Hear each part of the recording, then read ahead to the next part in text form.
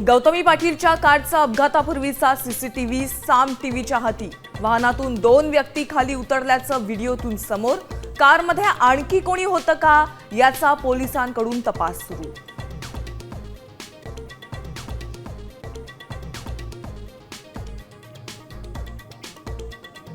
मातोश्रीवर राज आणि उद्धव ठाकरेंमध्ये तब्बल 40 मिनिटं चर्चा। पालिका निवडणुकीच्या पार्श्वभूमीवर चर्चा झाल्याची शक्यता।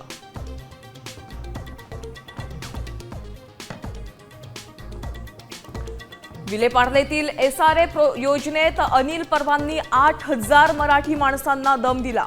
घरं खाली करा सांगून 9 वर्षांपासून मुंबई बाहेर ठेवलं। रामदास कदमांचा गौप्यस्फोट।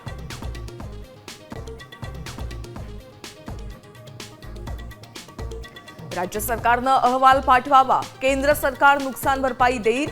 लोणीमधील शेतकरी मेळाव्यात अमित शहांचं आश्वासन।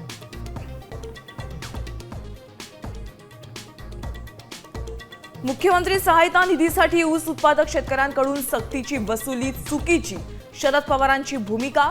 तर शेतकऱ्यांकडून नाही, कारखान्याच्या नफ्यातून पैसे घेत असल्याचं मुख्यमंत्र्यांचं वक्तव्य।